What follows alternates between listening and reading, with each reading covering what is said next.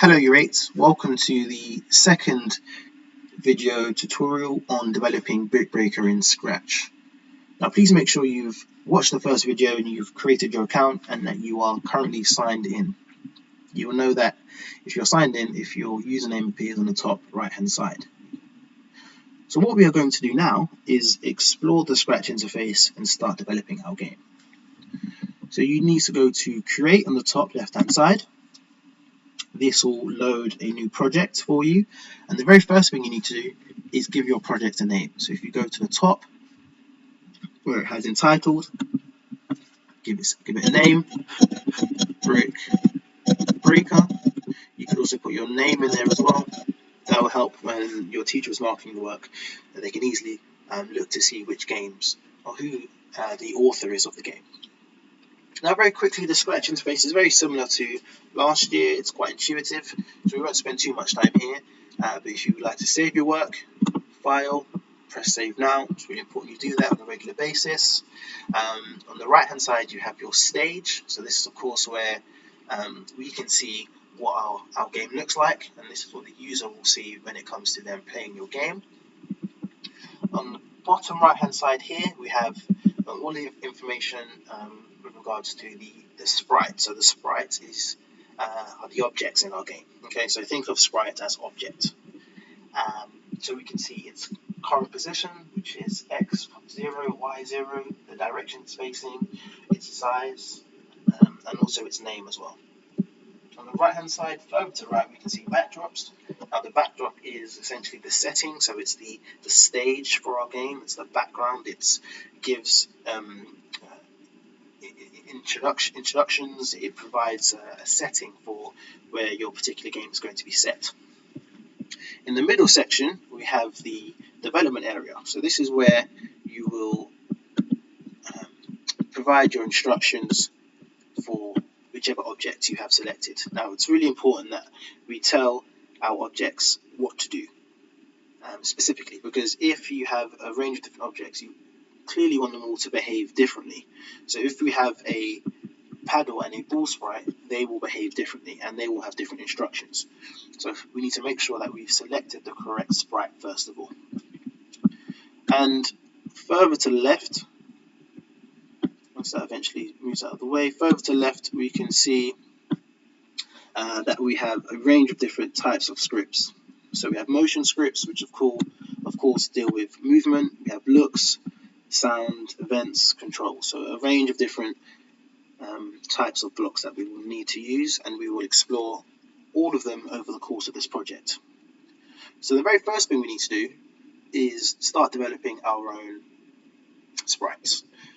Now the cat is the default object. We are not going to do that or use this object. We are going to change him. So go to costumes, and you can go ahead and just delete the second costume. We will explain a little bit more about how costumes work and the difference between costumes and sprites. But in a nutshell, a sprite can have many costumes, and you can change the costume of that sprite over the course of the game. So I'm going to convert to a bitmap and then delete. So this will clear the screen. So the first object we are going to draw is a paddle. And you can see just the size of the paddle. If you ever need to change it, you can, of course. Spend a bit of time doing so. If you would like to use a sprite from file, so Scratch has an amazing array of objects that you can choose from that have already been created, you can just press on choose a sprite. Now, of course, this is a paddle object, so you would need to decide what theme your game is going to have. And you can spend a bit of time looking at the pre-built objects for you to use. And I've just noticed there's a paddle there that we could select, but we are going to create our own. Once you are happy with the size and color of your object, you can change the color here. Click on the bucket and press on the object and it will change. Once you are happy with the size of your object, the next thing we need to do is give it a name. So this is paddle, and up here we're going to say paddle _1, because this costume is the first costume for the paddle, we will of course create multiple different costumes for this paddle, which will make the game a little bit more challenging. So now, once we've done that, we're going to go to click out of that, go to codes, and we're going to create a new sprite. So to create a new sprite, go click on there, so go back, and we're going to go to paint and call this one ball and costume. We'll say ball 1 just in case we think of other ways to change how the ball looks throughout the course of the game. And of course, vector, my ball is going to be green. And we can see that this ball is clearly a little bit too big. This would make the game far too easy. Again, you can choose a sprite as well. So if there's any particular sprite you would like to use, this is where you would do so. So I'm going to go back. So we've got our paddle, we've got our ball. Now we need to develop a basic backdrop. So if you click on backdrop, you can of course choose a backdrop of your own. They have a wide variety. So if you have a particular theme and you would not like to design your own background, although it is also, I'd also recommend take some time to develop your own, but if not, you can of course just select from one of these backdrops here. Now let's go back, and that's actually really important. If you go back, if you come out of a game, or hopefully you would have saved your progress in my stuff, so you can see BrickBreaker, see inside. So if you ever by accident switch tabs, you can always just go to your profile and select my stuff. So let's quickly create a backdrop.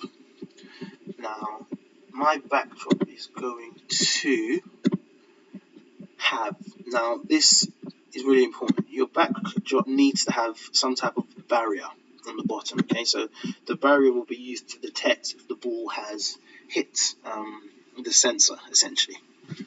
So my sensor is going to be purple fill, which is fine. I would recommend zooming out so you can see the whole backdrop, and then I would just draw your barrier at the bottom here. If you would like to add any extra colors, so let's say your base is purple but you would like to add a trim, and that trim could be yellow, for example, you can do that here. You can change its thickness before you draw, and then just draw your object here. Okay. And again, you can see on the right hand side what it actually looks like. Give it a name. So backdrop 1, we'll say backdrop, and then let's say game. We will hopefully develop a wide variety of backdrops for a you win, you lose screen. So this time the first backdrop will be backdrop game. And let's double check. So we've got our paddle, our ball, we've got the stage.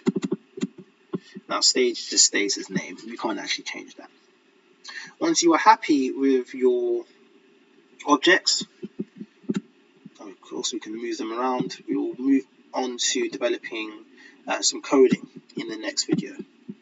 So spend some time, make sure you are happy with the design of your game, you're happy with the size of your objects, you're happy with your paddle, the theme. In the next lesson, we are going to program the paddle to make sure it follows the user's mouse. Or you can also get it to follow the left and right arrows. That is totally up to you. Before I go, please remember to save your work, file, save now, and this will save an updated version of your game. See you in video 3.